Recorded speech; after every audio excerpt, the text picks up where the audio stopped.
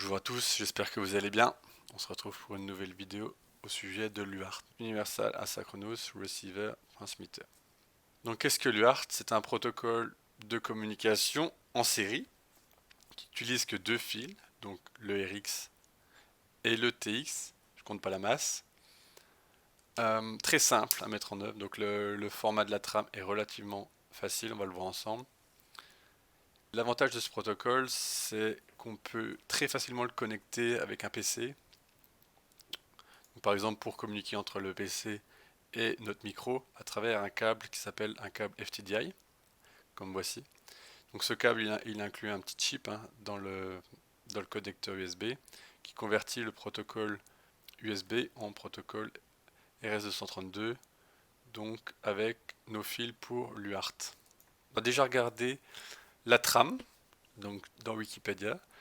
Vous allez voir, c'est hyper facile. Donc on commence par un start bit, donc un bit de start. Après, on a nos données qui sont entre 5 et 9 bits, donc ça c'est configurable. Généralement c'est 8 bits. Après, à la fin, on peut avoir un bit de parité ou pas, c'est configurable également, pour en gros vérifier s'il y a des erreurs dans notre trame. Et enfin, on a un ou deux bits de stop, également configurable. On peut configurer un ou deux bits de stop. Et c'est tout. Donc très très très basique. On va on va faire un exemple ensemble, vous allez voir comment ça marche, c'est hyper facile. Une petite erreur qui est souvent faite quand on utilise ce protocole, c'est que les gens ont tendance à connecter le RX du slave par exemple avec le RX du master.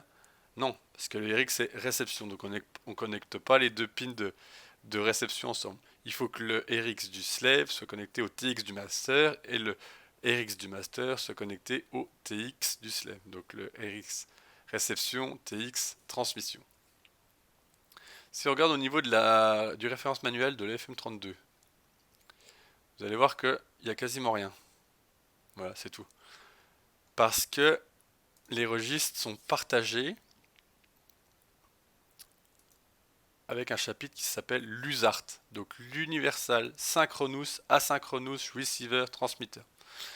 Donc ça permet de partager des registres entre différents protocoles de communication, en l'occurrence, dans notre cas, l'UART, l'ESPI, Smart Card et LRDA Communication.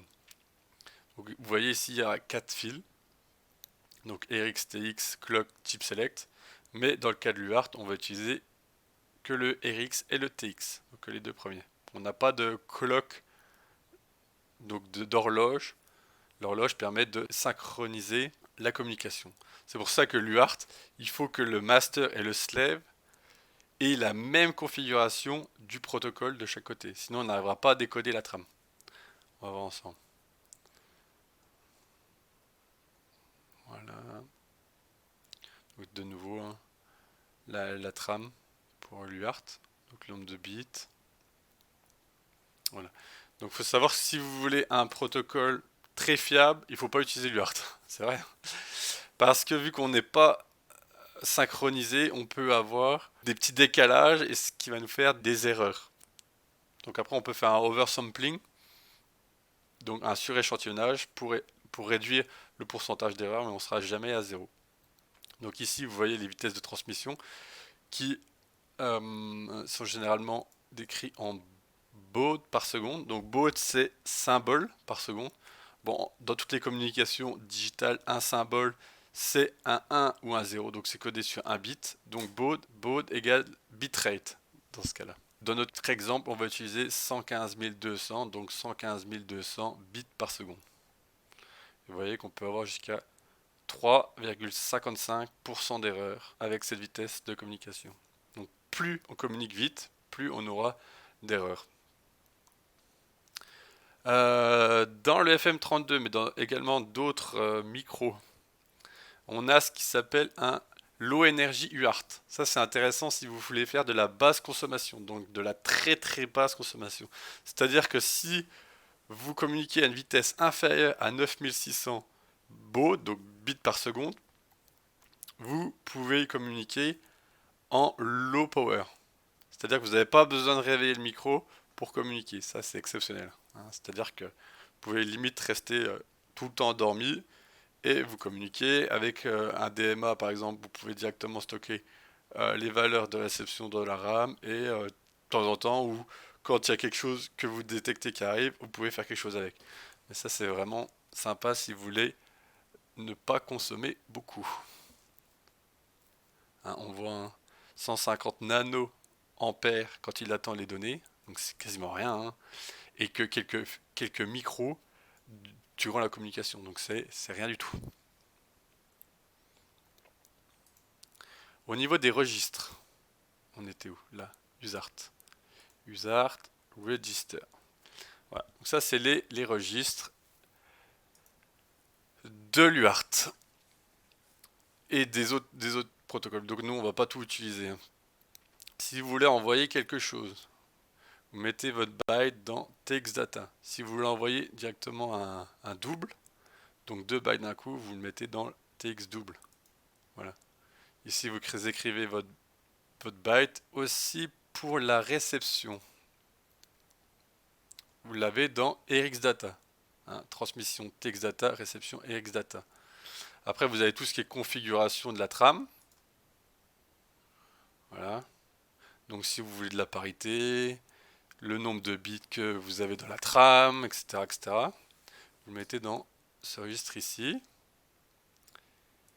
Et enfin, au niveau des interruptions, il y en a deux généralement qui sont très utiles. C'est le RxData V. Donc ça, c'est-à-dire que le micro a reçu une donnée. Donc hop, on lève cette interruption. Et aussi le TXC, c'est-à-dire que quand on a fini de transmettre et que le buffer de transmission est vide. Donc, et le shift register, donc, si vous avez un double. Donc ça, c'est-à-dire que vous pouvez de nouveau transmettre. Alors, on va faire un exemple. Donc dans cet exemple, j'ai pris l'EvalKit, comme d'habitude, le STK 3700. J'ai connecté l'EvalKit au PC avec un câble FTDI. FTDI, c'est ce câble-là. Vous voyez sur la photo, je vous montre, le câble FTDI, il est là, et il n'y a que 3 fils, donc comme d'habitude le RX, TX et la masse, et c'est tout. Je l'ai connecté au PC0, PC1, parce que c'est là qu'il y a notre UART 1. Voilà. J'ai aussi également mis 2 LED ici. L'idée étant de faire un petit programme, c'est-à-dire que on va devoir écrire un code avec un moniteur série. Et si le code est bon, ça va allumer la LED verte. Si c'est pas bon, ça va allumer la LED rouge. C'est un peu comme un cadenas, quoi. Voilà. Et j'ai aussi mis un Salae pour du coup sniffer cette communication et qu'on puisse voir ensemble le protocole. Au niveau du code, voici le code de l'exemple. Donc dans ce code, on va utiliser les interruptions. Ça on connaît, hein. Donc on va le parcourir ensemble. Donc notre main, comme d'habitude. On va initialiser le chip, on initialise les horloges, donc pour le GPIO et pour l'UART 1, dans notre cas. On va initialiser les pins donc du TX et du RX. Donc la pin de réception, on va la mettre en entrée et la pin de transmission en sortie. Après, on va initialiser notre UART avec une configuration par défaut qui est ici, communiquée en 115 200 bits par seconde avec un petit oversampling, 8 bits de données, pas de parité et un bit de stop. Ça, généralement, c'est ce qu'on utilise par défaut. Après, on active le routage. On va activer deux interruptions, donc la réception, donc quand on va recevoir une donnée et quand le buffer de transmission est vide. Là, vu que c'est un ARM, on a toujours notre NVIC. Donc, il faut toujours activer aussi le NVIC pour la réception et la transmission. On va afficher un message, un welcome message. Donc dans notre cas, c'est what is the code. Voilà. Et après, on a notre boucle while, comme d'habitude. Si on a reçu des données, on désactive les interruptions. Et là, on va faire un même compare. Donc, c'est-à-dire qu'on va comparer le buffer de réception avec notre code sur la taille du code. Et si c'est identique, alors on va écrire que c'est OK. Donc le code OK, c'est-à-dire OK, good job. Et on va changer nos LED. Donc on va mettre la LED verte, c'est ici, et on va éteindre la LED rouge. Sinon, c'est-à-dire si chaîne de caractères reçue n'est pas égale au code, on va faire l'inverse, c'est-à-dire qu'on va écrire le code non OK, donc non OK. On va éteindre la LED verte et allumer la LED rouge. Et après on met exdata égale 0. Et après on active nos interruptions. Niveau des interruptions, on en a deux. Donc RX, c'est-à-dire que quand on reçoit quelque chose, on va choper les interruptions, donc le flag ici. UARTRX, on va prendre la donnée qui sera dans RxData, on va la mettre dans notre buffer, on va incrémenter notre buffer. Et si on avait appuyé sur Entrée sur le clavier, on va écrire notre de fin de chaîne de caractères et on va remettre le buffer à 0. Et donc ça c'est juste pour vérifier qu'on n'a pas dépassé la taille du buffer. Mais bon, ça normalement ça ne devrait pas arriver. Sinon, en transmission, on va clearer les flags si on était en TXC, c'est-à-dire que donc notre buffer de transmission est vide, on le remplit en faisant TX ici. Donc usar TX, c'est-à-dire qu'on va écrire dans le registre TXData ici la donnée de notre TXBuffer. Et après on incrémente ce TXBuffer jusqu'à qu'on soit à la fin de la chaîne de caractères. Donc généralement quand on fait un protocole avec un PC, on utilise de l'ASCII. De l'ASCII c'est des chaînes de caractères un humain peut lire. Hein. Là je démarre le programme, c'est bon. J'utilise Doclite. Voilà, vous avez vu là, what is the code. Donc Doclite c'est un moniteur série, donc il faut le configurer, notre protocole. Donc là on met notre comme port du câble FTDI, le baud rate, donc on avait dit 115 200, le nombre de bits, donc 8 bits, 1 bit de stop, pas de parité, on est d'accord, on met OK, on lance la communication, et là on va écrire un code. Voilà. Et si c'est pas de notre code, ça va allumer la LED rouge. Voilà, vous la voyez, elle est rouge, elle est ici. Jusqu'à qu'on écrive le bon code. Voilà. Donc là, en l'occurrence, je vais écrire le bon code. 1, 2, 3, 4, 5, 6, 7, 8. Boum, vous voyez, c'est vert. Là, si je mets un autre code, c'est pas bon. 4, 5, 6, 7, 8, c'est vert. Vous voyez, ça marche. Au niveau du Salae, on va juste regarder aussi comment ça marche. Donc ça, c'est, on va sniffer nos deux fils, nos RX, TX. On va remettre, on va écrire quelque chose. Donc là, j'ai juste écrit 1 et ça m'envoie non OK. Si on regarde ici, donc là, on peut voir que c'est le 1. Donc ça, c'est de l'ASCII. Hein. 0x31, ça veut dire 1. Donc on a envoyé 1. Et là, on a envoyé, hop, ici, le 0x0d, 0x0a, c'est ça. C'est-à-dire qu'on a appuyé sur Entrée. 0d et 0a, vous voyez. Qu'est-ce que c'est ça? On va regarder ensemble. Et donc là, il nous a répondu pas non OK. Avec le 0 à la fin. 0 A à la fin. Si, voilà. C'est anti/n, c'est new line. Alors, juste pour l'ASCII à la fin, on a généralement CR, LF. Ce que vous voyez ici, CR, LF. Qu'est-ce que c'est? C'est carriage return line feed. Donc, en fait, ça a une histoire. Donc, ça s'appelle retour chariot. Parce que ça date des machines à écrire, en fait. Ils repoussaient physiquement le chariot. Donc la pièce mobile au-dessus, la navette, hein, animée d'un mouvement de va-et-vient qui relie les divers organes d'une machine et qui avance au fur et à mesure de la frappe. Donc ça, c'est deux caractéristiques. Donc le premier CR, c'est 0x0d et LF, c'est 0x0a. L'association des deux a une histoire logique. Le retour chariot sans saut de ligne permettait de revenir au début de ligne pour réimprimer par-dessus le texte déjà écrit. Pour rayer une mention par exemple, ou faire du gras en ressaisissant. C'était quand même badass. Hein. On remettait le chariot, on réécrivait la même chose, ça nous faisait texte en gras. Donc là on l'utilise plus tout hein, avec les ordinateurs. Ce n'est plus utilisé même si la communication restait. Pour certains, système considère qu'un saut de ligne, donc passage à la ligne suivante, est automatiquement combiné à un retour chariot. Si on passe la ligne, on arrive toujours au début de la ligne. Quand on fait entrer, on arrive toujours au début de la ligne. C'est pour ça qu'on n'est plus obligé de mettre anti/r. On peut juste mettre le anti/n à la fin. Mais bon, c'est une histoire derrière tout ça. C'est pour ça que dans mes textes ici, vous voyez à la fin anti/n. C'est pour faire un saut de ligne. Il faut aussi savoir qu'au niveau des chaînes de caractères, ici vous voyez que j'écris 1, 2, 3, 4, 5, 6, 7, 8, un tableau de caractères. Quand vous faites une chaîne de caractères comme ceci, le compilateur va rajouter un caractère à la fin. Exemple. Notre code buffer, ici, code buffer, donc c'est un array qui a 8 éléments, donc de 0 à 7. 1, 2, 3, 4, 5, 6, 7, 8. Donc c'est bon, ça ne nous a rien rajouté du tout. Par contre,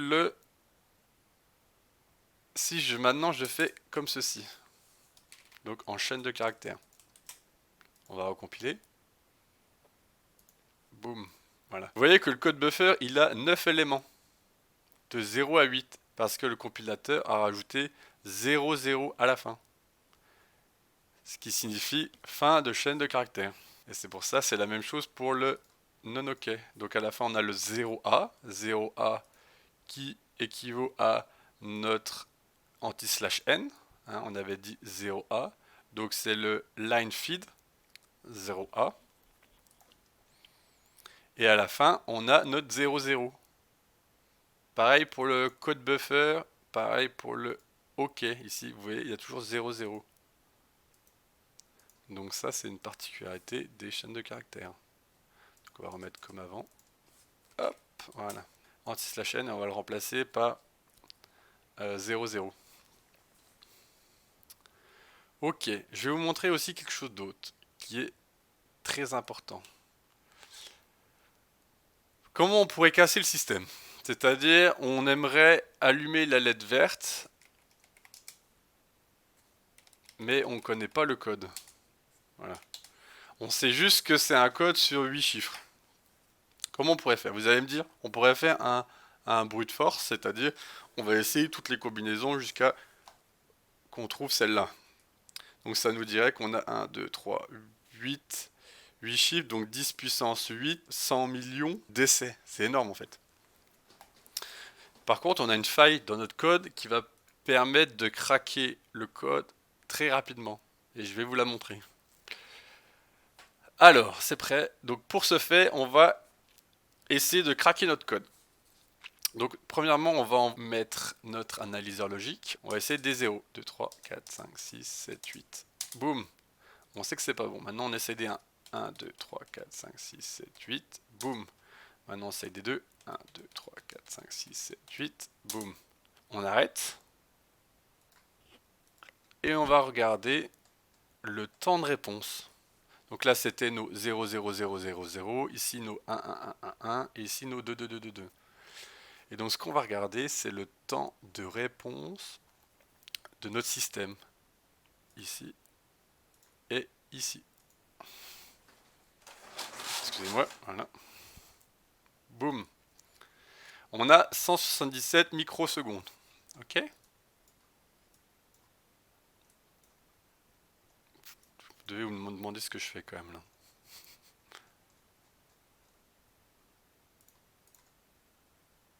Là, on a 177,458. Et maintenant, ici, on a hop, hop, 177, 108. Donc on voit que la deuxième est plus longue que les deux autres. Et ça, c'est pas anodin en fait.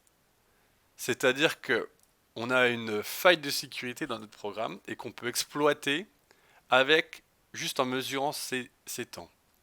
La faille de sécurité, donc le problème vient de cette ligne ici, du même compare. Donc là, il y a une faille de sécurité au niveau du même compare qui vient de la librairie string.h. Pourquoi? Parce que ce même compare va comparer caractère par caractère le RxBuffer et le code buffer. Et si un des caractères est différent, il va directement sortir. il va comparer donc le code buffer, le premier caractère, donc le 1 ici avec le 2, il va dire ah bah c'est pas égal, je sors directement de la fonction. Si en l'occurrence on avait un 1 ici, 0x31, voilà. Si on avait un 1 ici, il dirait bon bah c'est égal, je passe au deuxième.